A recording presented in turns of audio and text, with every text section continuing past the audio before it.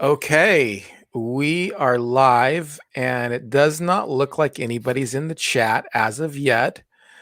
We are hoping that people will show up, but even if people don't show up, that's all good. Oh, we've got a couple watching already. Haven't, if you want to type in, say hi, I would be happy to say hi to you. We got me and Thrash Pondo Pons here, and we are going to be talking about all things sci fi, mostly Star Wars, but we'll be talking about some other stuff too.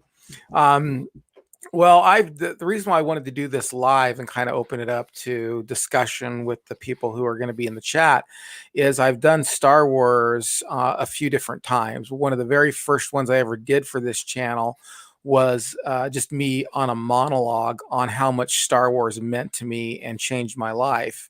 And I think changed the culture and changed cinema at that. Star Wars really changed cinema at that.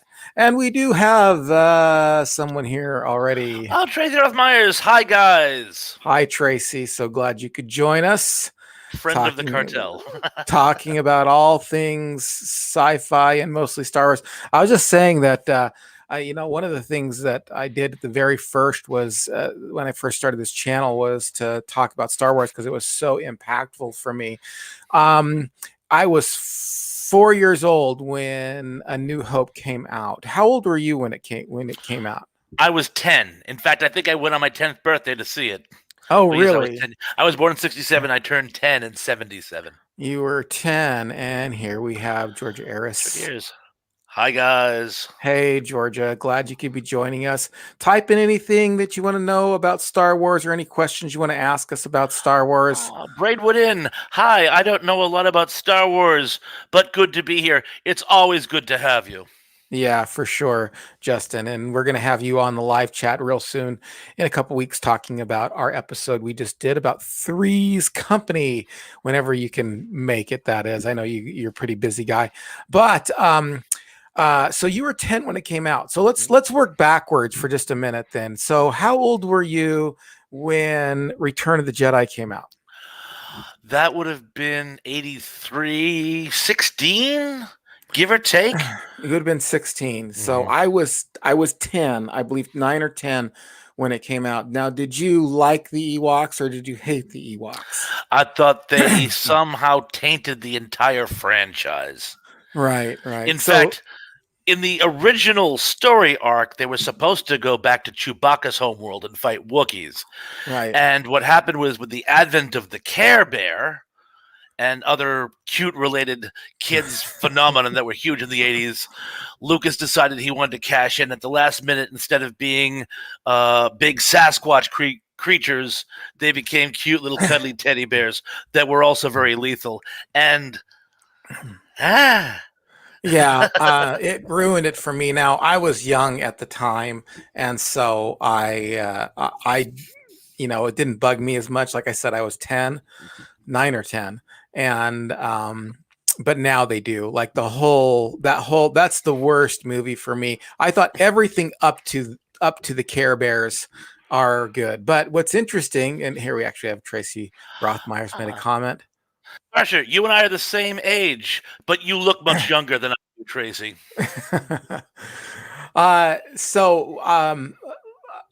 I thought everything up to that point was a good movie, but Return of the Jedi was definitely my least favorite. Was it your least favorite too, Thrash? Of the three, yes, it would have to be my least favorite. Empire Strikes Back is probably my favorite of the trilogy. And yes, I would have to say Return is my least favorite of the three. Empire's your favorite? Yes, Empire is my favorite. Yes. Okay. So we have a few comments in the channel right now. Let's see. Georgia Ayers, I am not a Star Wars fan. I'm a Star Trek fan. I was in high school when the first Star Wars came out. I know that there's a big rift between Star Wars and Star Trek, or Trek, sorry. And I fall down personally on the Star Wars side because it was so impactful for me personally.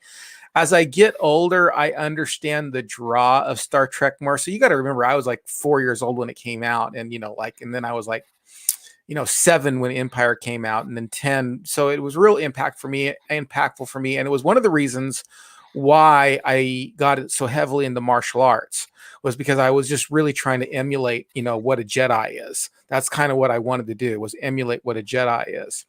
Let's just see here real quickly. Lynn Schuffen. Hi, everyone. Hi, Lance. How you doing, buddy?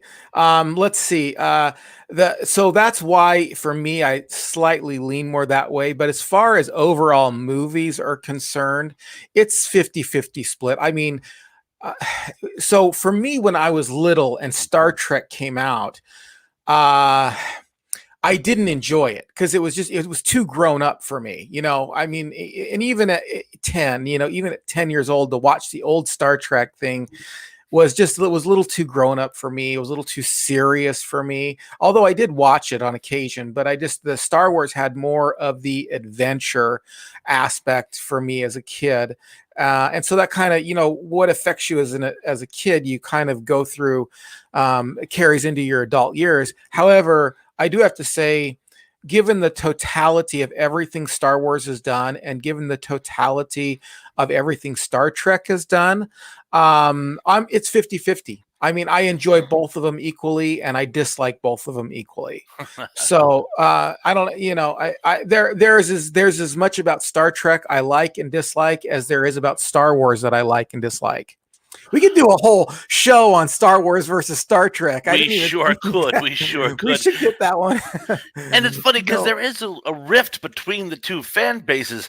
But in reality, when I was growing up, I mean, you were a Star Trek. You were a sci-fi buff or not. It wasn't that, I can only like one or the other. No, most kids like both. And Doctor Who. And Flash Gordon. And, I mean, if it was sci-fi and we could get our hands on it, we liked it. I mean, some might pick one over the other, but it wasn't at the exclusion of that other. I totally see your point, but how come there was that rift, though? How come there was that? You know what I mean? Yes. There did seem to be this natural kind of like, so Lance Chafin, and I'm just going to go ahead and read this. Sorry. It says, I like Battlestar Galactica. Well, I like Battlestar Galactica too. And so did a lot of Star Trek fans. And so did a lot of Star Wars fans. But for some reason, there seemed to be this almost natural friendly animosity, I should say, between Star Trek and Star Wars people. I think it had to do with the philosophies of the two.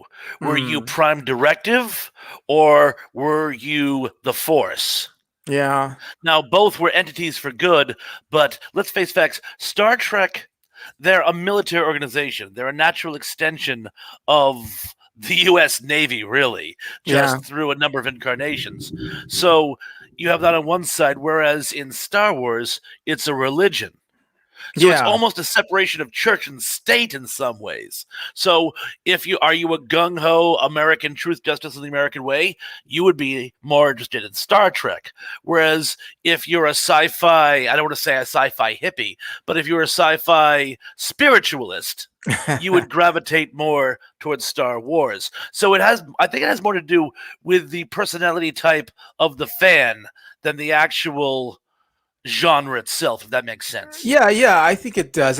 However, I'm not sure if what you're saying there, but let me give my take on it for just a second. I think that Star Wars had an appeal to people kind of beyond sci-fi fans in general. I think that there were, like somebody might be like totally into Westerns, but then they're like, oh yeah, but I really like Star Wars too. Where if you were kind of in that deep geek, sci-fi structure, fan club growing up, a lot of those people kind of leaned more toward Star Trek, I think. And there was less appeal outside. So for example, let me just say this. For example, I could take somebody who's like just not really into sci-fi that much, but they'll say, "Oh, I still like Star Wars." Where if you take somebody who's not into sci-fi that much, and they would say, "I just don't like Star Trek." It seems like there are more people who are not into sci-fi generally who like Star Wars, and there are people who are not into sci-fi generally who like Star Trek. It just, that's the way it seems to me anyway. Well, that would certainly make sense because Star Trek was written by what was the best science fiction authors available at that time, at least ones doing television. So it certainly had much deeper roots in sci-fi. Now look at Star Wars for a second, and you and I have talked about this before, and you're going to disagree with me again. I can feel it already. Okay. Star Wars isn't really science fiction. Star Wars is a samurai story set in you can't even say it's the future because it's long ago. It's a futuristic society, Right. but there's no science impact on the storyline. It's a warrior's journey. So yeah. So you well, can I agree with that. Yeah. I agree with that. You just don't like calling it. You just don't like Sci-fi. calling it sci-fi. No, I have I can't say a moral objection. It just doesn't set well with me because for me, sci-fi has to be something where there's some scientific angle that has its impact on the society within the story. And you see that a lot in Star Trek. The only thing that's a real game changer in Star Wars is the Death Star. And that's really just a natural extension of the science they had available to them at the time. Even the lightsaber, I mean, granted, Luke gets one and goes, oh, wow, this is new. No, it's old. You're just rediscovering it.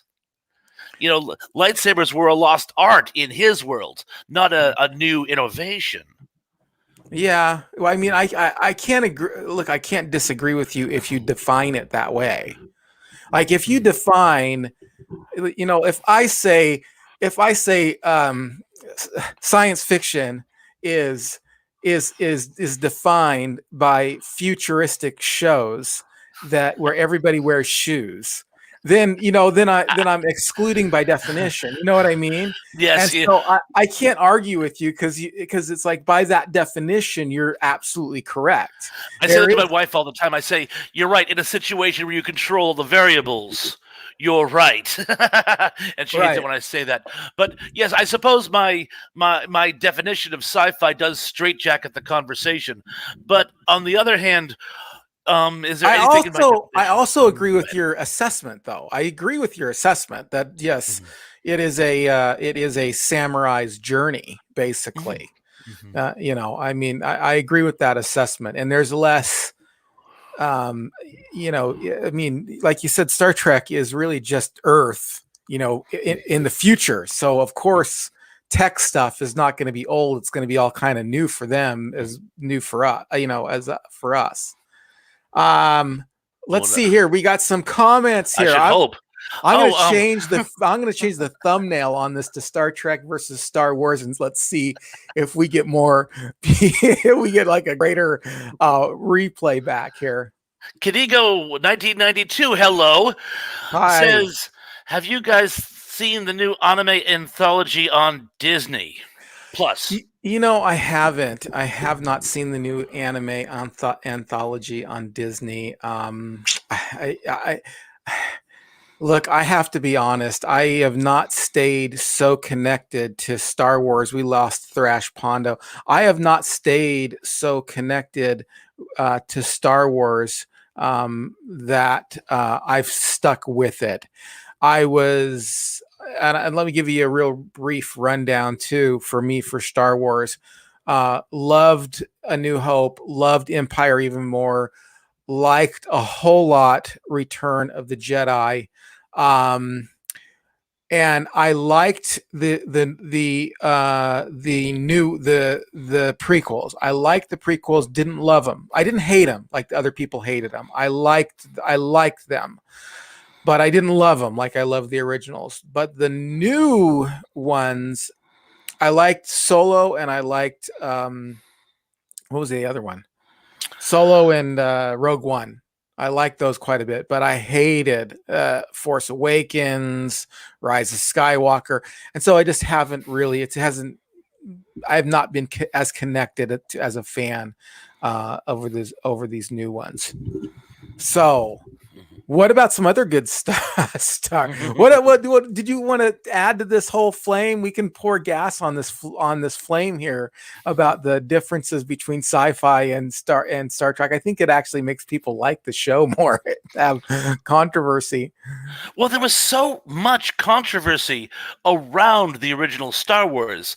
I mean, the story of Star Wars, in my opinion, is more interesting than the movie itself, or at least is equally interesting. Like, for example, one of the coolest origin stories about Star Wars I found is for years they'd tried to get permission to do Dune.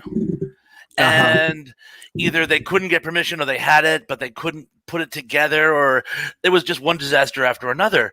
And Lucas knew of this and made a space opera that was, in many, many ways, very similar to Dune, and to the point where Frank Herbert was actually putting together a lawsuit to sue Industrial Light and Magic and to sue Lucas. He did not, because there were enough differences, because Lucas didn't just take from Dune. He also took from what took from that samurai show? I can't remember. Well, Hidden Fortress is the principal one. Yeah, okay. That was the main Kurosawa film he borrowed from.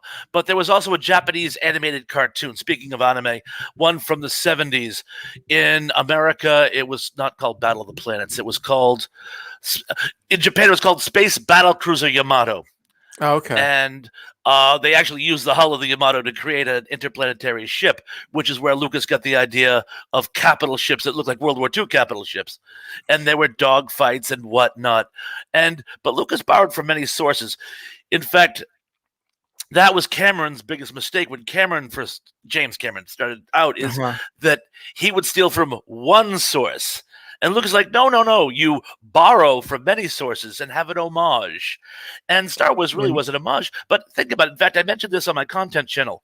Let's look at Luke Skywalker for a second.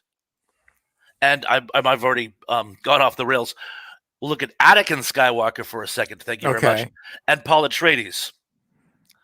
Okay. Both start off on a quest for good. Both end up in a quest for revenge. Both trigger really terrible wars where a lot of people get killed. Both end up going out and having twins. There's more. There's a lot of similarities between Anakin Skywalker and Paul Atreides. Right. And it's really tantalizing. And of course, Anakin Skywalker was technically not even a character in A New Hope. By that time, he was Darth Vader. But I mean, if you look at the character development, it's really fascinating. Yeah, I totally agree. We got a couple of comments here. Kadigo 1992. The duel is what Thrash needs to see with Samurai and Star Wars.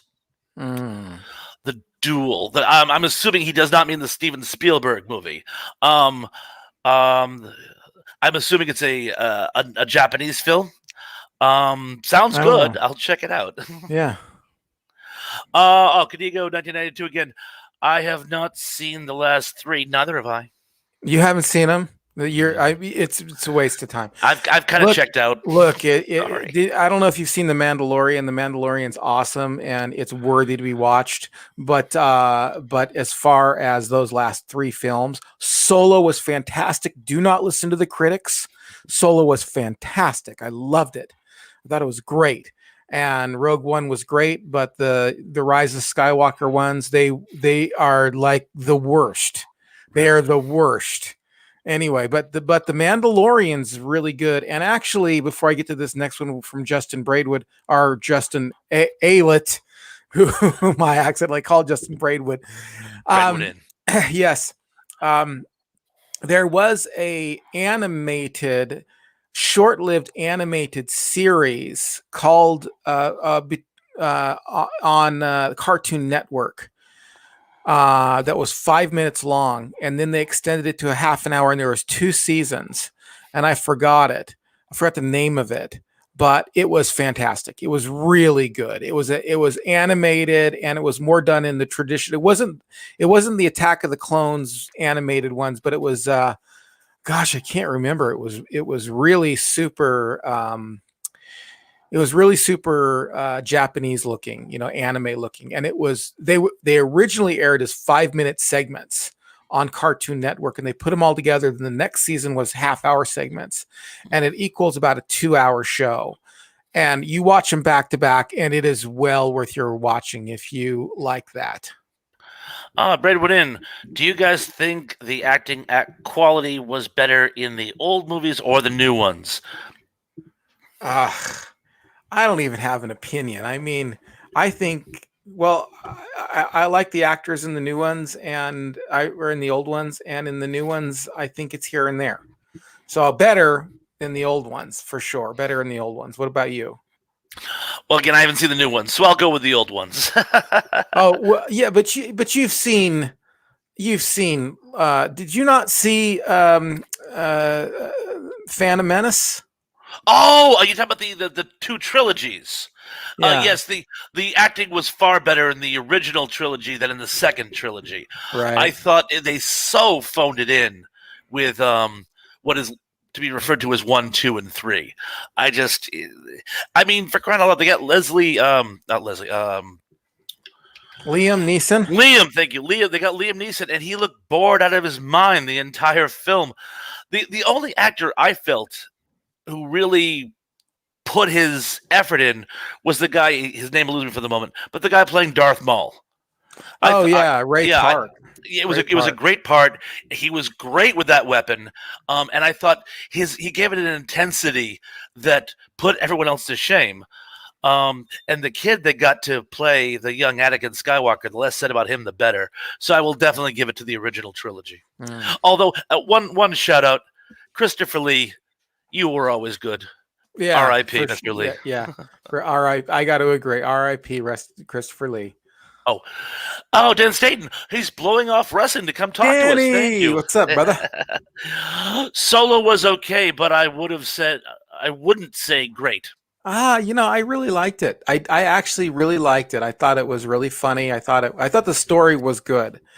The thing that I liked about, and this is one of the things I liked about 1, 2, and 3, is the story wasn't terrible. The thing that I really dislike about 1, 2, and 3 is, the acting and the fact that they kind of make these huge inconsistencies between the original one and the, even though the lightsaber scenes are way better, it's still an inconsistency between the way you use a lightsaber in 4, 5, and 6 and the way you use a lightsaber in 1, 2, and 3. But the stories were kind of okay. But then you get to 7, 8, and 9, and man, those stories are just awful. They're just awful. But I thought Solo had a good story to it. I actually really, really enjoyed it. I'm glad you thought it was okay, though. I'm glad you thought it was okay. Trace Rothmeyers. Well, Kirk is going into space on Wednesday, yes, and we should all grow goatees and do the Hail Caesar salute when he gets off. Yeah. In connection to Mirror Mirror. We should wear the masks. When he comes back, everybody's wearing the ape mask. The ape mask. Georgie Ayers, are you thinking of the Last Airbender? I don't know what that's in reference to, but I wasn't thinking. I've never even seen The Last Airbender. I tried to watch it a couple of times, and I can't get into it. I just can't get into it.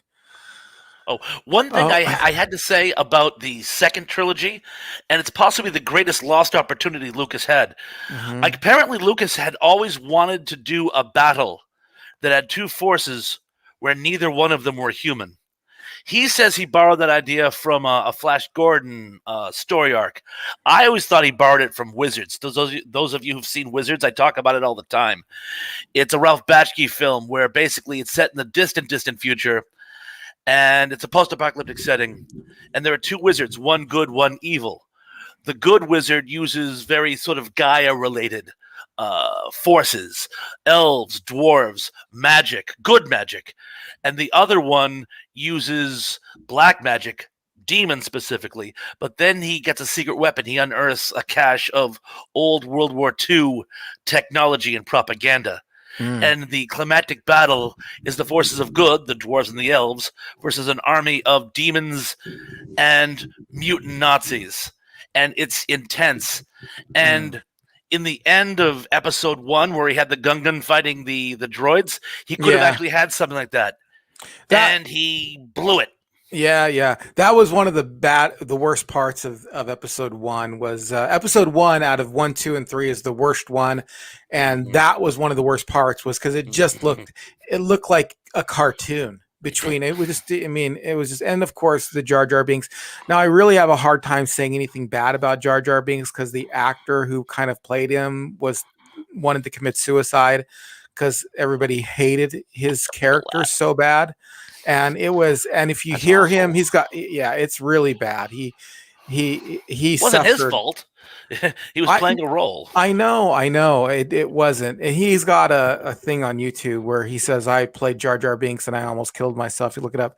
And Voldemort, thank you for joining us, Voldemort. Do you mean Clone Wars animated series, the same animator of Samurai Jack? Yes, I do. And I know that they went on to do another type of Clone Wars that was more computer generated, animated.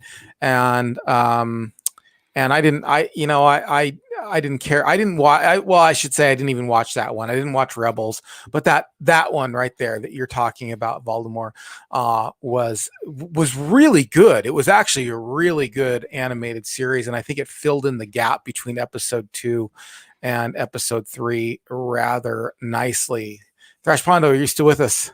Oh yes. Yeah, you were so still that I thought we had lost you again. I'm like, oh, he's out again. I'm pondering the wisdom of what you're saying. But every now and then I'll notice that I'll think that I've frozen. So you'll see me do something like this. Like I'll make some movement just to make sure I haven't frozen up. If I do freeze again, I'll do that little pop in and pop out at a discrete moment. Sure. But yes. And another thing about that battle sequence, they had to keep mixing it up with things that sort of broke the tension. Like C-3PO with his horrible one-liners. And when I say one-liners are bad, that's really bad. And Anakin saying things like, well, this is pod racing. Yeah. So it was such a lost opportunity. It really was. It really was pretty bad. Now listen, I'm going to make a challenge with you on this right now. Here, we're going to have to do a review of Dune.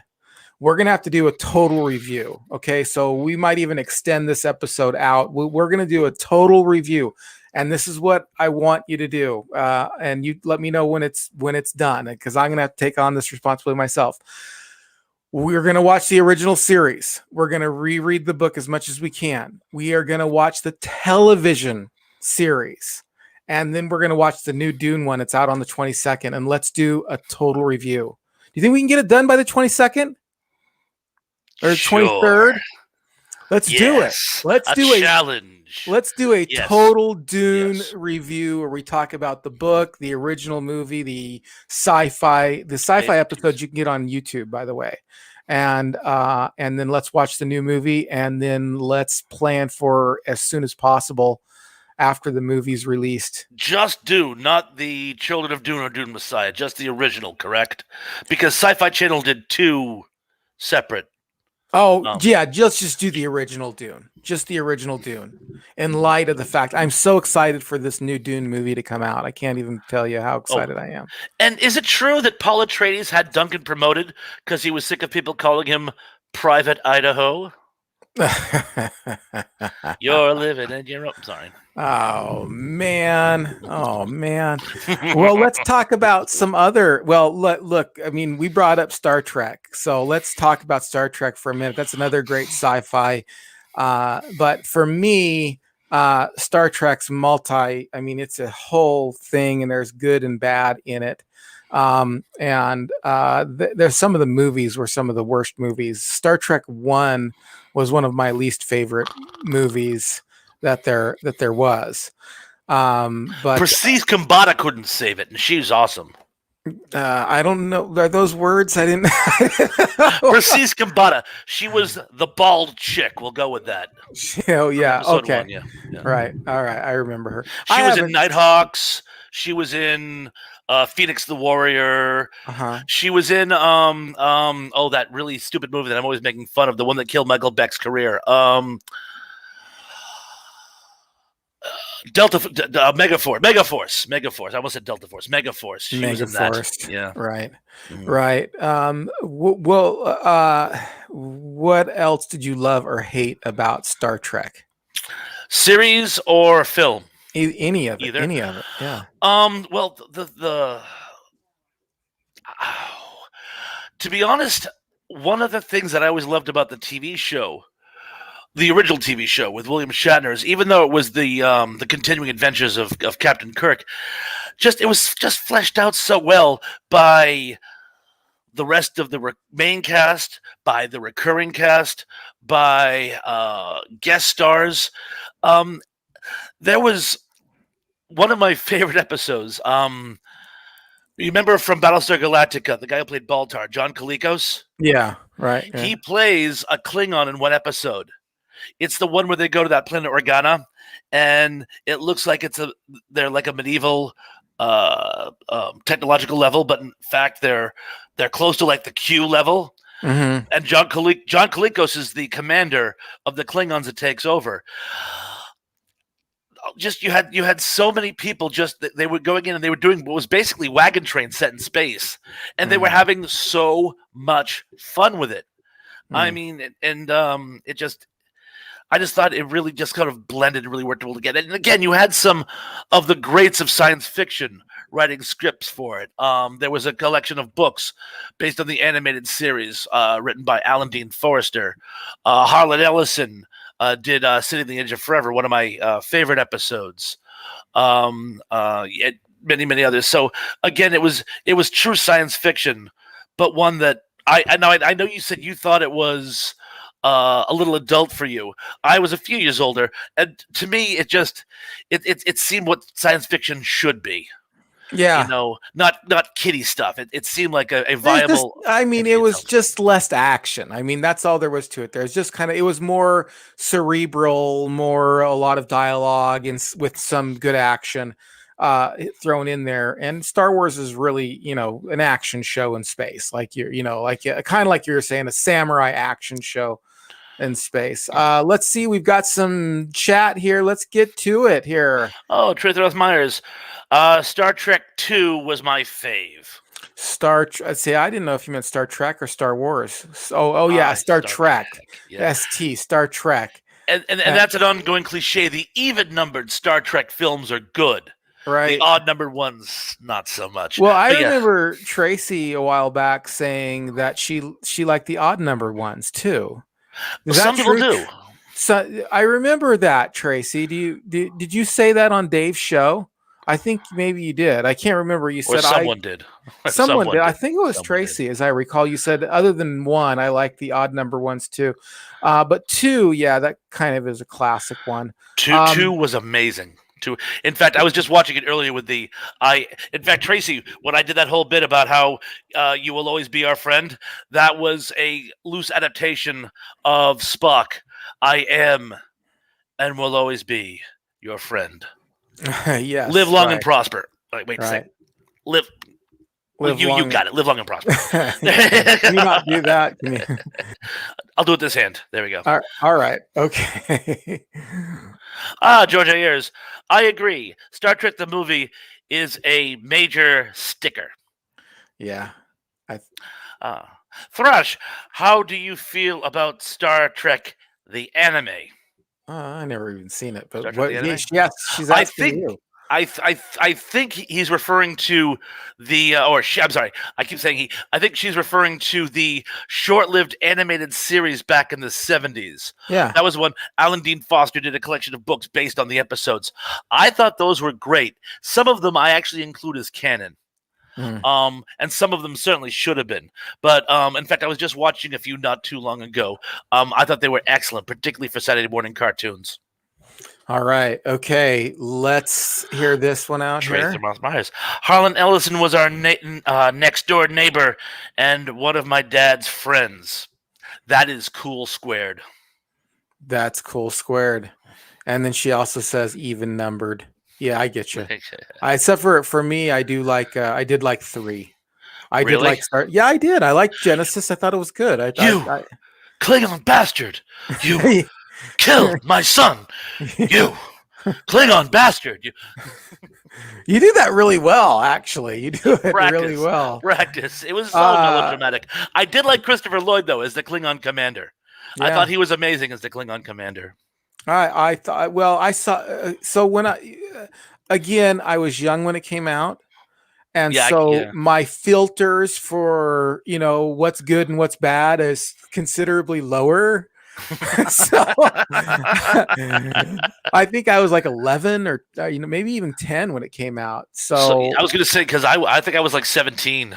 yeah. So I mean, I can understand if you're older. So like I said before already, like the Care Bear thing, I just don't even I can't even watch it anymore. It's so bad.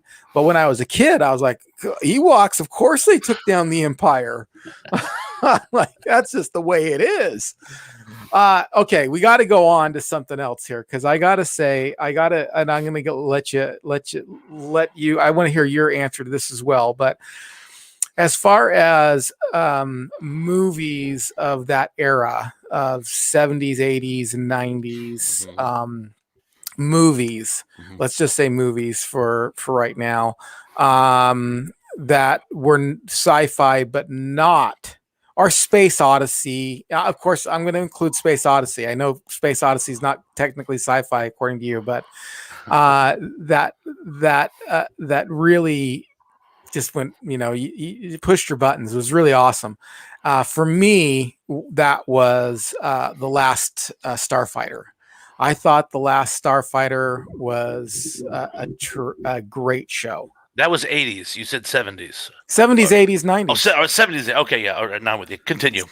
Yeah. Well, no, I mean, I thought it was a terrific show. I thought Last Starfighter was one of my favorite, and they keep talking about a reboot for this, and they don't ever have it.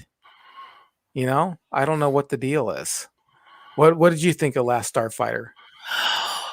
I thought it was. How could you not love the premise? I lived in arcades at that time, and the idea of a kid who, because of his alacrity at a video game, is chosen to save the galaxy. I'm like, well, there's hope for my kind yet. So, and I know we've discussed on at least a couple of occasions. I'm going to get her name wrong. Correct me if I am. Heather Vanderkamp. No.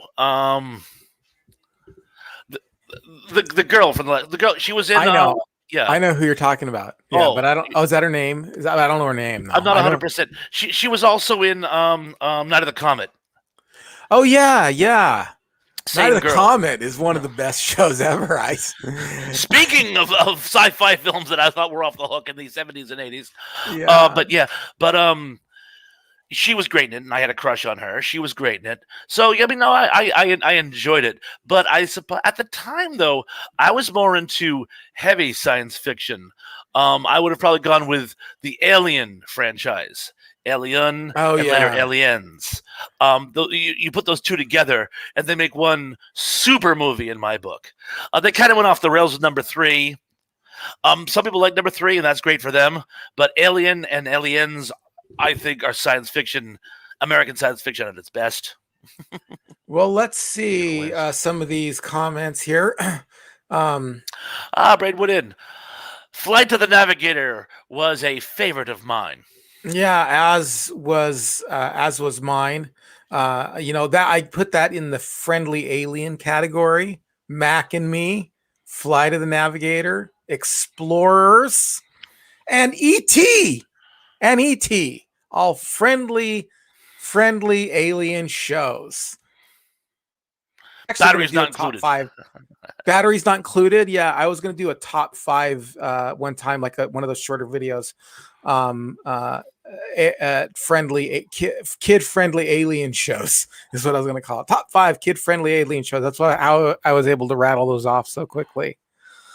Let's see here. Greta Myers. I liked the movie Enemy Mine. Oh, it was so great. It was so great. It was really good. I mean, if you have something to say about it, I love the fact it's basically hell in the Pacific set in space. And I love that type of crossover genre.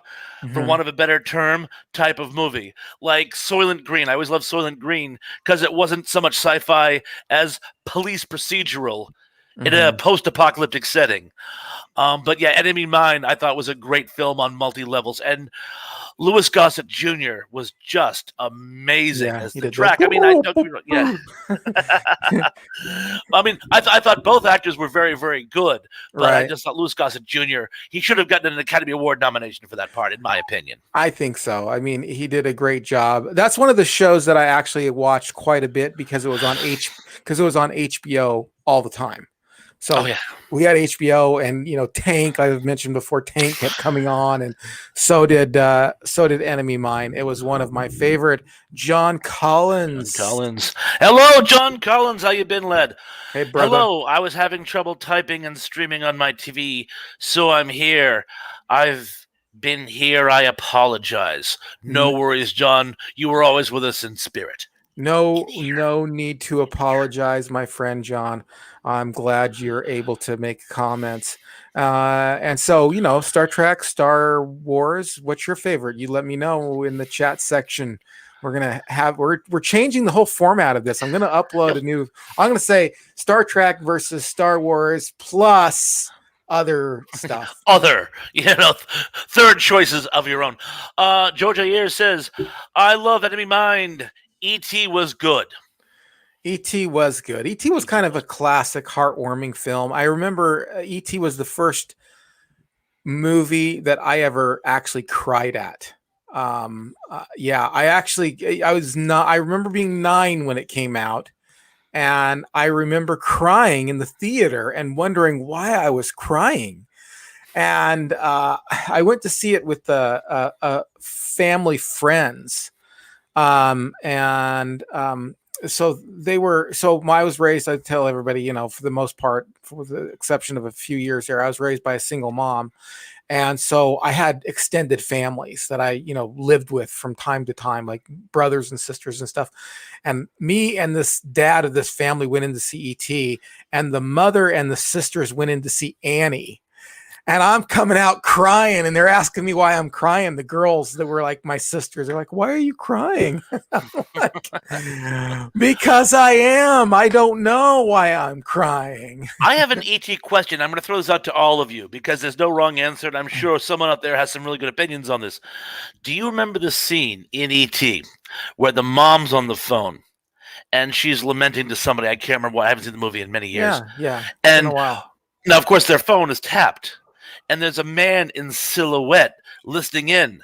And the more intense the mom gets, the more they keep zooming up on the dark outline visage of this man. And I kept waiting for the reveal that it was actually their long lost father who's been alive all the time working for the government. That never materialized. But what was the connection between that government phone tapper? Why was he becoming so invested with that one particular conversation? If you have any ideas or think I may have been onto something and there's a deleted scene out there where you find out that Elliot's dad is still alive, please throw it Was in. he supposed to be dead Well, in the show? I thought he was just like they were divorced and he was in Mexico or something like that. maybe you're right. That maybe that was it. Now maybe he wasn't dead. Again, but he was long gone. The one time the mom starts talking about it, she starts crying. But you're right. I think he just ran off and left them. But maybe he didn't just run off and leave them for another woman. Maybe he ran off and left them for some type of government project. Sort of like, can you say, yeah, I know. Can you say A Wrinkle in Time? Yeah, A Wrinkle in Time, right. Let's see here. Let's see. John Collins writes. Thrash Pondo, do you prefer Don Knotts or Norman Fell in Three's Company? Well, that's a different show, but I'll go ahead and you answer though. But just answer. Let's answer quick and move on. Okay, love Norman Fell. I really did. Don Knotts did a very, very good job, and a lot of people like him better. But I'm Team Norman Fell. You're Team Norman Fell. I'm Team Don Knotts, by the way. A lot of people were. Danny Staten. Everyone who sat through E.T. was crying. Yeah, I was crying. Tracy Roth Myers, E.T. was fun. It Fun in a was. sad, heart-wrenching kind of way. But yes, it was a very There, emotional experience. there was going to be a part 2 to ET as well. The whole story is out there online if you ever want to look at it. It's going to be evil ETs that come and get Elliot, and ET's got to rescue him. You're kidding? I never knew that. Yeah. Georgie Ayers. First movie I cried at was Old Yeller. Old Yeller. R.I.P. Mr. Oh, he just passed on. I Yeah. can't believe I could. Yeah. Yeah. R.I.P. Star of Old Yeller. Star of Old Star Yeller of Old Yeller. and John Collins. Ian, I so badly want to super chat in your live streams. Let's make it happen, Ian. I would love to. The big deal with that is I think you have to have 1,000 subscribers and 4,000 hours of watch time.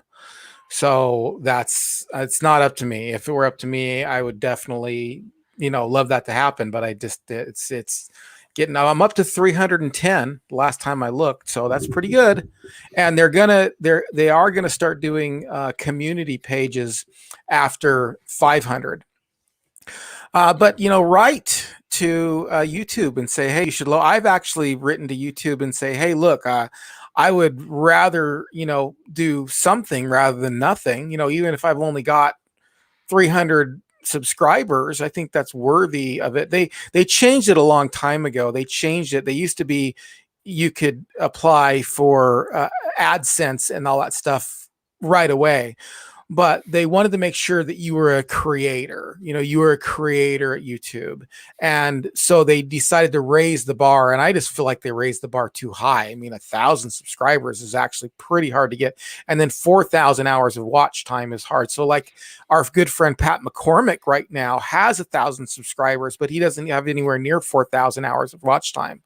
So I actually have a lot of watch time. That's crazy how much watch time that I have. So thank you very much for people out there watching this. Because even though I don't have 1,000 subscribers, I have over 1,000 hours of watch time, which in watch time is the real hard one to get.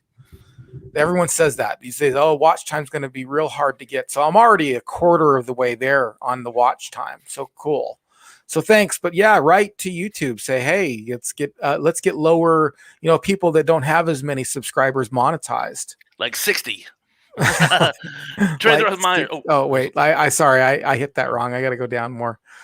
Go ahead. Oh, I'll start with this one. Georgia Ayers. I think the guy was with NASA or CIA or both. NASA or CIA. Those both work. And the FBI. And Tracy Ross Myers, me too, John, right? Yeah, I know. Thank you very much again. It's just a matter of YouTube. Oh, Three's Company in Space. Three's Company in Space, yes.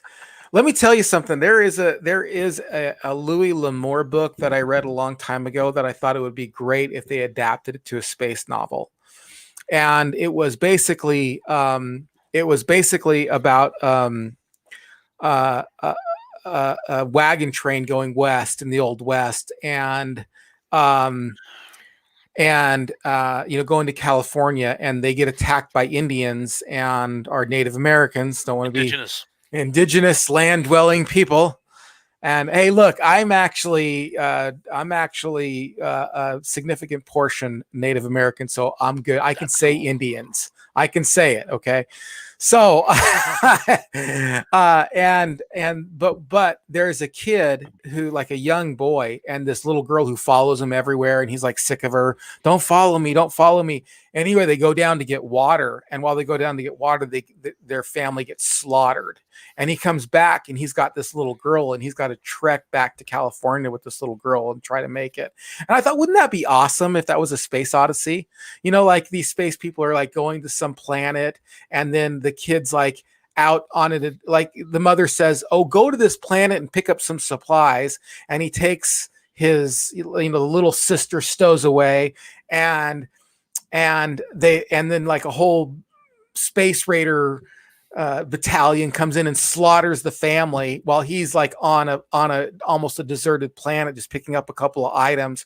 Then he comes back and realizes that it's just him and his sister, and he has to make it to their destination by themselves. And anyway, I thought I read that Louis L'Amour book, and I could just picture it in space. As an Outer Limits episode, I could see that. Oh, okay. Yeah. An Outer Limits Yeah. episode. The 1990s Outer Limits. Remember that one? I do not. Oh, it was a No. Canadian adaptation. It was pretty darn good. Was it? Yeah. And a lot of them were set in space. Right. Now, I have to ask you then, what? So there's a cartoon out there that I thought would be great if they made a movie out of it, and it was Battle of the Planets. Wouldn't that be a cool movie? To be honest, I think it worked best as a show because it worked best with these small microbyte story arcs. You could do that. I don't know if you remember Johnny Sacco, Giant Robo. They took a bunch of episodes of that because it was serialized and put them together into a movie. So could it work? Yes. But I think when things are serialized, they're serialized for a reason. And it's because little tiny adventures and then moving on to the next one works in that story arc. As I said before, your best science fiction is basically The Fugitive set in a science fiction backdrop. So, I mean, could it make a great movie? Yeah, it probably could. But I think it would work better as a reboot TV show. No. Perhaps a live action TV show. Yeah, maybe a live. They can do that kind of now, Now, yeah. now they couldn't have in the mid 70s. Brandon Woodid, thought you were describing Back to the Future 3 for a second. With what? With the Louis L'Amour book? Was your Western thing? The idea because it was set in the Old West. Oh yeah. Mr. 79 Man, hey, welcome to the party, Mr. 79 Man. Welcome to the party. Ian Thrash, how's it going, fellas? It is going good. We are just talking about one of our favorite genres of movies, and that is sci-fi. Did you like that? Did you like that Molly Ringwald ripoff? The sci-fi. It was in 3D. You remember 3D that one? Oh, Adventures in the Forbidden Zone. Yes. Space Hunter. I love that one.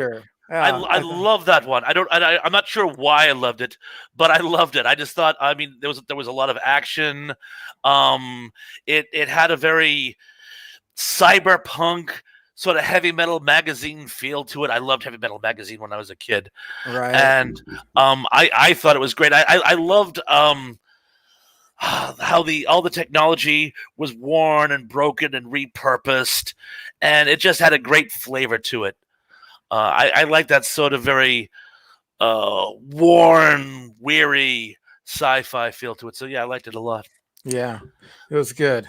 It was really good. I actually really liked it. Superplex, T-Pons, where did you get that backdrop? My wife found it for me on Esty, I believe. Okay, all right, right on. John Collins, is the Honeycomb Hideout going to happen on YouTube still? John, I need to call you personally and talk to you about this. I know you were super excited to have that happen. And I want to still, and in October was going to be my deadline to have it happen. However, like with my wife's illness right now, I'm literally, and with doing the live show here on Monday, the live show with Dave, and then the podcast, and then the normal YouTube videos, I could not offer. I was thinking about it, and I couldn't offer anything to anybody, new. And part of the Honeycomb Hideout was it was going to be, material you could only get if you were a part of the Honeycomb Hideout. And I still really want to do it, and brother. And you're like, you've been such a support to me here, and many people have, of course. But I mean, you've been such a support that you're like the last person I want to let down, and I really feel bad about this. But it's right now, like creating more videos, I'm stretched.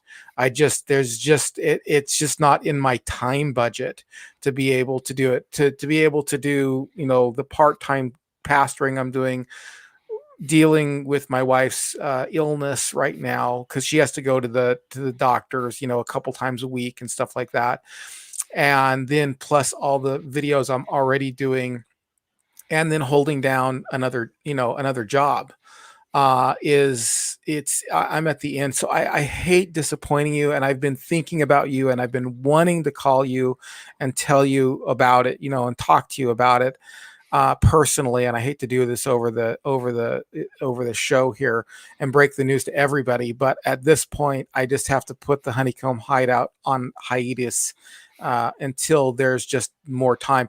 Maybe once I get to 1,000 subscribers and I can drop one of my jobs or something like that, and then make more of a living off of YouTube, it might resurface. But right now, like I said, holding down basically 2 jobs, and then plus all the videos I'm doing, and plus my wife's illness, and then everything else that I'm doing, like for home and stuff like that, it's just a little too much. I hope you understand, bro. Like I said, you guys, this whole chat, every week I say this and I almost cry. If I didn't have a stone heart, I totally would cry. But I push my feelings down way too tight. But you guys mean the world to me. You really mean the world to me, and it just means so much to me. But I can't do it right now.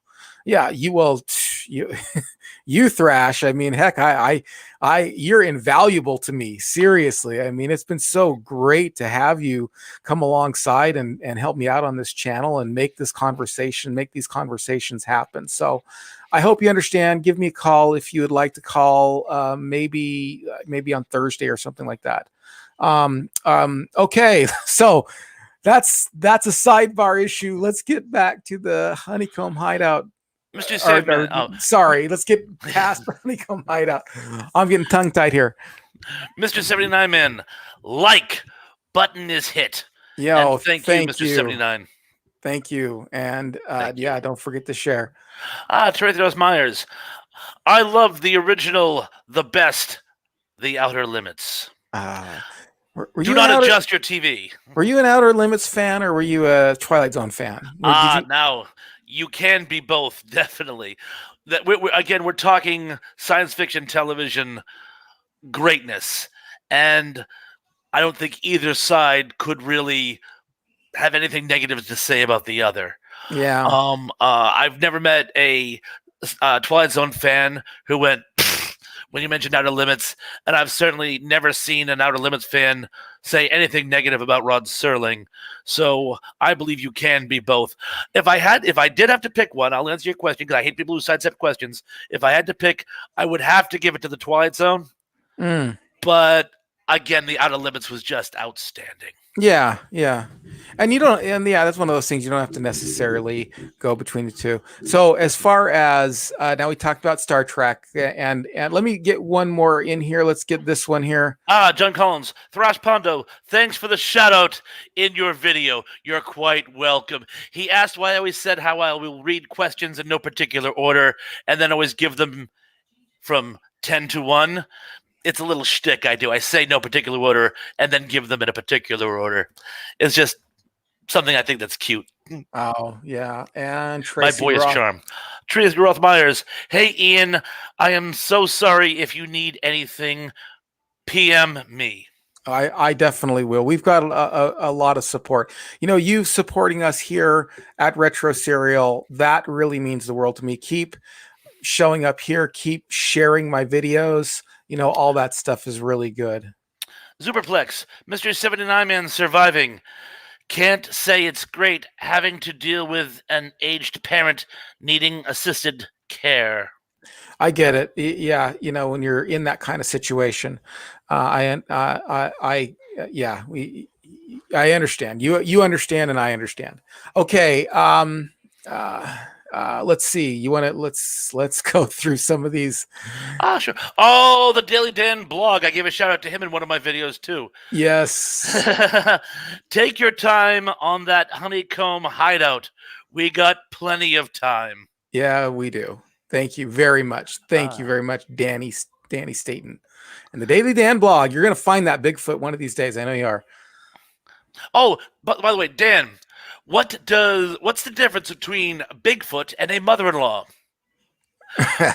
One's hairy, ill-tempered, and elusive, and the other one has big feet. You gotta love that one. Superplex, nothing like what Ian C. and his beloved wife. Oh, well, thank you. I appreciate that. And John Collins finally writes, writes here. I totally understand, sir. Yes, thank you very much. All right, I actually want to ask about some other TV shows now. I do want to ask, so besides Star Trek, what's another TV show of the Generation X sci-fi that you really really loved? Well, it's funny you said TV show because I absolutely loved the V miniseries. But when Mm. it became a weekly show, not so much. I don't know what happened to the TV show. In fact, there's actually a great video on it. I think it suffered from rewrites and network meddling and the lack of budget, but the TV series was horrible. But the V miniseries, I thought, was an excellent work Hmm. in and of itself. Yeah, yeah. Definitely, for sure. Hey, I'm getting a lot of stuff support here. I thank you very much. So, for example, Georgia Eris, I'm just going to read this one real quick. Don't worry, ENC, can't wait. I'm assuming you're talking about the Honeycomb Hideout. Hey, listen, and this is totally up to you. If you guys want to support us on Patreon, you're more than welcome to. There's a $3 a month tip jar over there. You don't have to wait for the Honeycomb Hideout or wait for the 1,000 subscribers to support. You can go over there and support. Totally up to you. I'm not begging for your money or anything like that. But if it's interest to you and you like what we're doing and you like it enough to support it, there's no reason to wait, is all I'm saying. You can totally go over to the Patreon page and support us there. With that, that's enough said. Because I actually do not like talking about finances and money and stuff. I do this because I like doing it, So let's see here. Oh yeah. So you just mentioned the show. You just mentioned you liked, what show was it? Sorry. Me? Yeah. V. I loved V. I loved V. And I think I've lamented before that I never did get to see the last one, the finale. Did I tell you that? Oh No. gosh, it was so bad. No. I Oh got, my gosh. you know how they had the mini series on, and it was, and I've never seen the finale. I've never seen the finale because, we lived in an era where, if you weren't there when it was on, you missed it unless you had a VCR, unless you were a millionaire or something that had a VCR and a microwave. Right. Oh, microwaves. Only the rich kids had microwave back then. Right. I remember when I was a kid, I had to thaw my frozen burrito out and then cook it in the oven. That's what I remember I think I was 9 and I went to a friend's house and it was always his father made good money, but they loved to show off. And I went to his house and he showed me his microwave.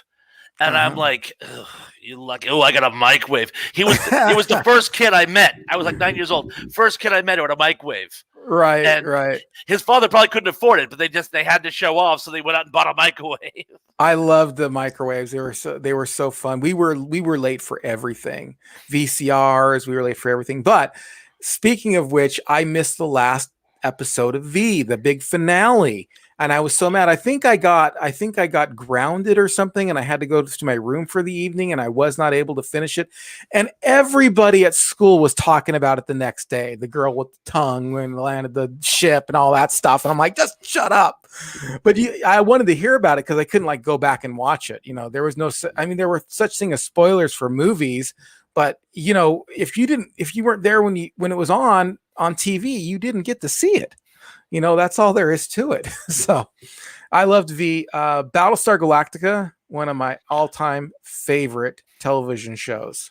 I even liked War of the Worlds. Remember the War of the Worlds, the brief series in the late 80s?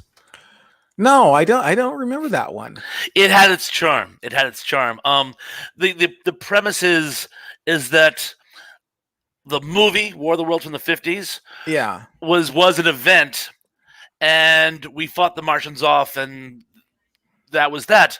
But they weren't killed. They were laying dormant until they overcame their resistance to, and I think I've frozen again, so I'm just going to do this one auto-related. They developed some type of immunity to the viruses, and they made a comeback. So it takes place 50 years after the war, the quote Oh, unquote war, wow. and they're making a second attempt to take over the Earth. And it's got way better production value, and it's a lot grosser because they went overboard with special effects, and it had its moments. Well, stay with us. Don't drop out yet, because Oh, I shan't. a couple of these are for you. Oh, Thrash, did you like Tales from the Crypt? I loved Tales from the Crypt. The original movie from 72, the TV series, and even the movies they made later on after the TV series. Loved the entire franchise. I watched Tales of the Crypt, a couple episodes of those. Those are pretty good. Was that in the 80s that they had those? Early 90s. Early 90s. Okay. All right. The Daily Dan blog. I liked One Step Beyond. That was a great one. My personal favorite actually stars Christopher Lee. I've never seen that. One Step Beyond, is that like kind of a Twilight Zone thing? It's a Twilight Zone, but it's based on urban legends. You take actual Oh, stories and act them out. yeah. Did you take actual? Oh, okay. So like, Yeah. So let's just pick one. The Burgess Meredith one where his glasses break. And this one, let's take the urban legend about the people driving across the bridge and they see the young girl and they try to take her home. And when they get to her house, she disappears. oh yeah, yeah. You take that urban legend and you make a teleplay about it. Oh, okay. And it's hosted by a guy named Llewellyn. And he was like this paranormal expert. And there's actually one episode he does where he takes peyote. Mm. And it's one of the most controversial episodes in TV history because it was actually high while doing the episode. Wow. Yeah. But I tried to score some peyote in the 90s one time. Well, you're from Utah. Where do you think it comes from? I knew an Indian fit. They wouldn't give it to me. They said, "Oh no, you have to be part of our ceremony." I'm like, "I'm not going to go to your ceremony. Just give me the peyote." Did you ever see Altered States? The movie Altered States? No, I didn't see it. It's about a physicist who takes peyote and things go downhill from there. Interesting. Yeah. Well, yeah, that was back in my rebellious days, needless to say. But what was I going to say? Oh, yeah. Do you remember Amazing Stories? Oh yeah, sort of like a kid-friendly Twilight Zone. Yes, Yeah. It was. I used to watch that. I used to watch Amazing Stories. There was a Twilight Zone reboot around the same time. I remember the Twilight Zone reboot. I do remember that. Yeah. And then not long after that, there was Ray Bradbury Theater, which is pretty good. Ray Bradbury Theater was off the hook. That was on HBO, I think. Is that what it was? I did watch so. it. I didn't remember but it might have gone to TV later, but I remember originally watching Ray Bradbury Theater, and he was in the room with all the stuff around him. He was the impresario, yes. And the crowd, that was a scary one. I don't know if you remember the crowd or not. I don't remember that particular episode. That was whenever somebody would get into a car crash, a crowd of people would come up and the guy would die, and then the next thing you know, they're in the crowd at the next one. Really? So, yeah, creepy. But the reason why I bring up Amazing Stories is there was one with Mark Hamill. There was? I don't recall that. The one. Yeah. Oh, don't. It's about the kid who drops out of school and becomes with the car, and he becomes a drifter. Yeah, well, there's a little leprechaun that tells him how to get rich, and he says, get out of school, and he says, and just collect everything. And so at the end of his life, he's got he's kind of an older guy at that point, and he's got like all this stuff, and then people start buying it from him. It's all collectibles. I do remember that one. I do remember that one. Yeah, that one's excellent. That is a good one. That is a good one. Let's see. Let's read some of these. Superplex. The ants were weird in the Outer Limits. Oh. The Misfits of Xanti. Bruce Dern has a supporting role in that one. Excellent episode. Georgie Ayers. Twilight Zone fan. Outer Limits is good. Yeah, I liked it too. Brad Woodin. How did John Landis get off the hook for that guy's death in the Twilight Zone movie? He didn't.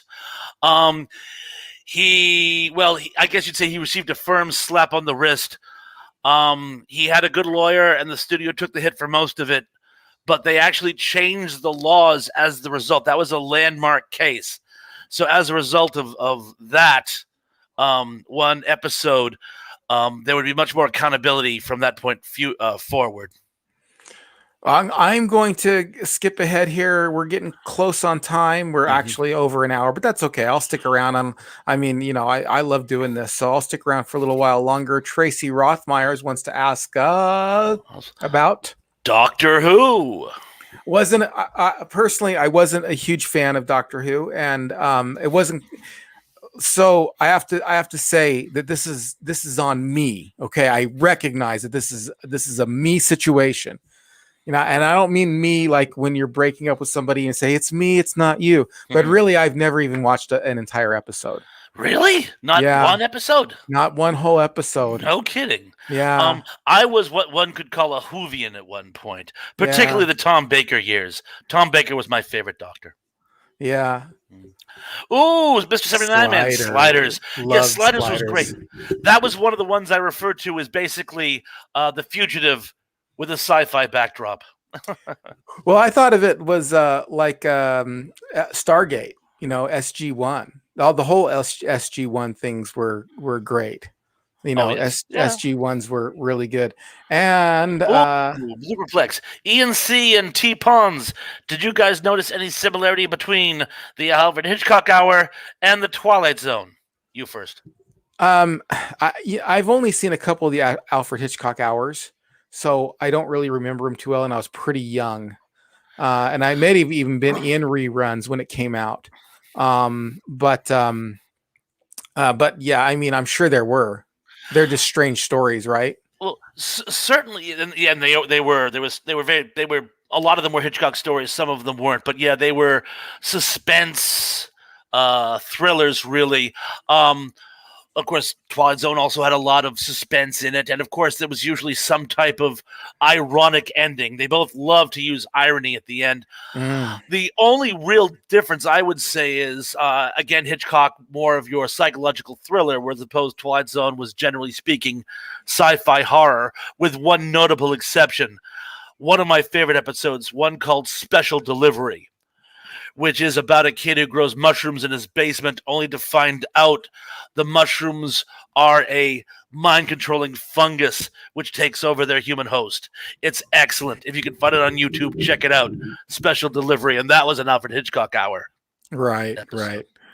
right, right. Oh, Treasure of Maya's Firefly. Oh, I have to Love say, Firefly. Tracy, I have a Firefly. I can't. Well, it's under a bunch of stuff right now, but I have a Firefly board game back here. I don't know if you can see it. There you go, Firefly the board game. Because when I was going to do a board game, when I had a board game channel, I was going to do that one, and it's pretty extensive. I am a huge fan of Firefly and Serenity, and thought it was taken off the show, taken off way too early. What do you think, Thrash Pondo? It was absolutely not given the chance that it deserved. I thought it was innovative. I thought it was well put together. I thought the ensemble cast had great chemistry, and I thought it as a political satire could have gone any number of directions, and they Mhm. just didn't give it the chance it deserved. Yeah, a great season, great one season classic. I wish they would do an animated series. I think they could Mm. pull it off with an animated series. The movie was phenomenal as well. Of course, I have to be honest, I didn't get into it until after the movie Serenity came out. Then I went back and watched. I was like, man, this is one of my favorite shows. Captain Reynolds is one of the best captains there ever was. The Daily Dan blog, Battlestar Galactica was the shablank. Shablank, I Shablank. get you, and I agree 100%. 100%. We were Georgia just talking Aris, about John Kalikos. Georgia Aris says yes, but I Yes. don't know what it was yes to, but yes, I Yes to agree. everything. And then John Collins writes, Do you guys enjoy Stargate SG-1 as a TV show? absolutely. Absolutely. It carried, for me, it carried on a little too much. But I even like Stargate. I liked Stargate Atlantis too, quite honestly. No, But Atlantis is good. at Yeah. the end there, it kind of carried on a little too long. And I didn't see all the movies. I saw one of the movies, but I thought it was pretty good. Now let's see what we got going on here. Okay. All right. Superplex, is the X-Files science fiction? Funny you should ask.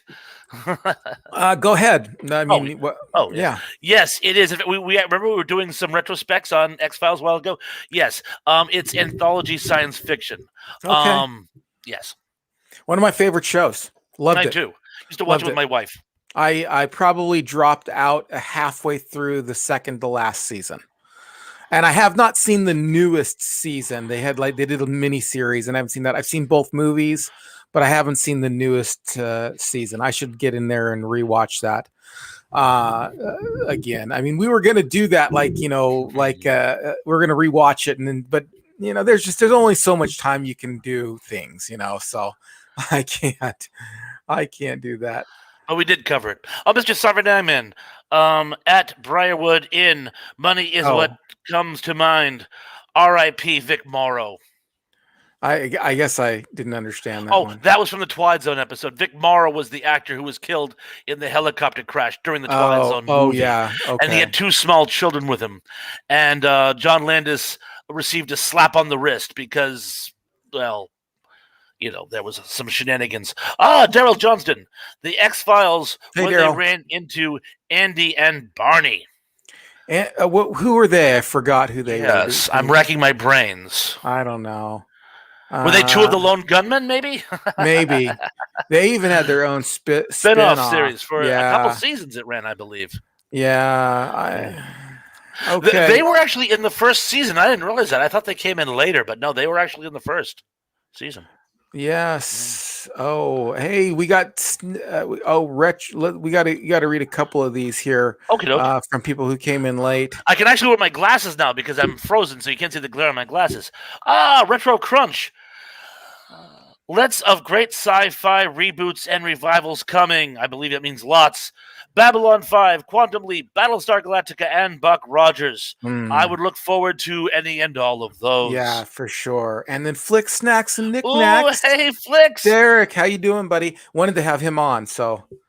And I'm great to see you. Just got the kids to bed. Wish I could have made it. I'll be rewinding to see what I missed when it's over. Haha.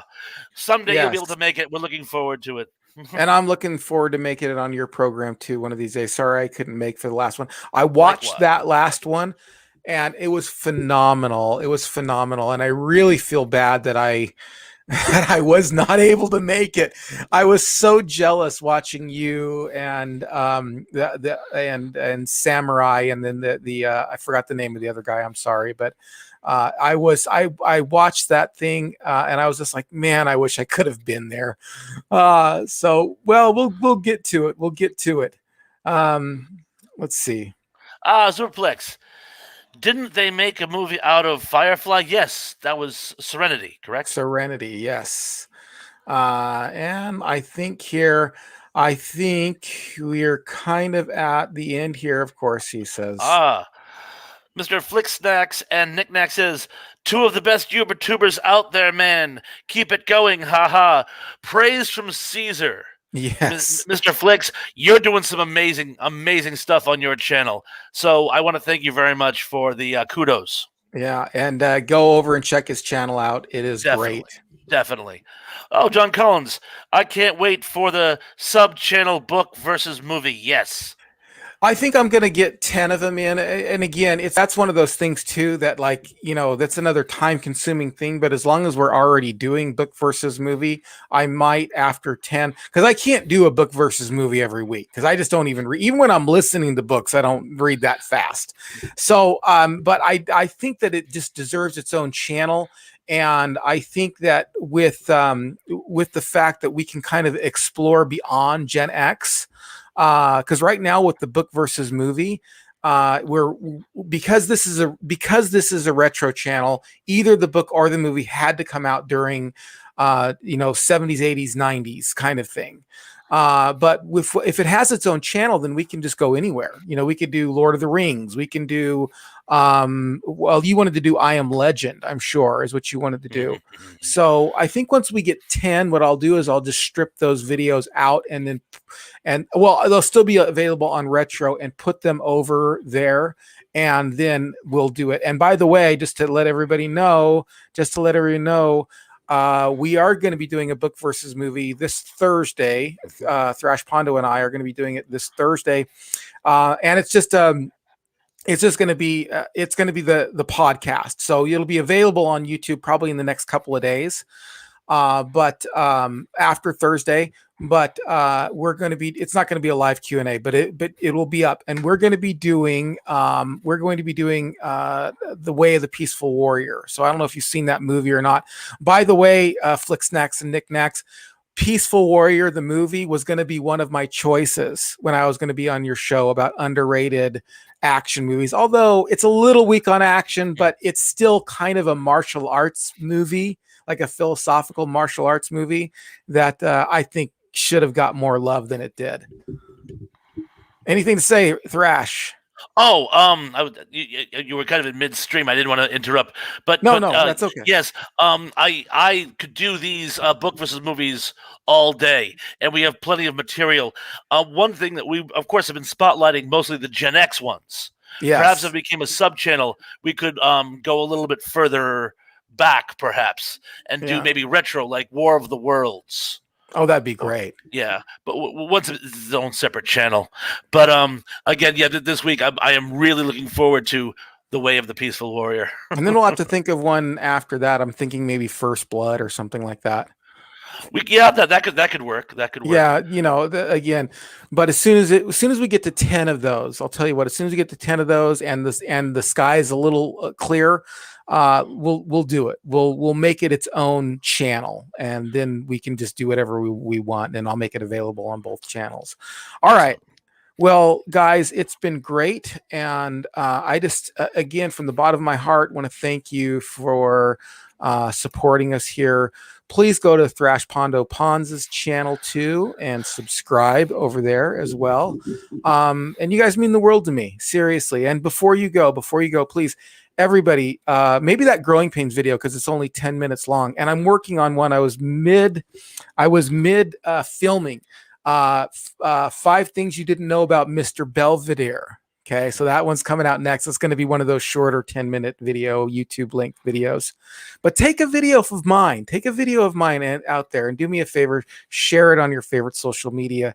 Even but when we sign off here, go to my channel, take a video, share it on your favorite social media. It would mean the world to me.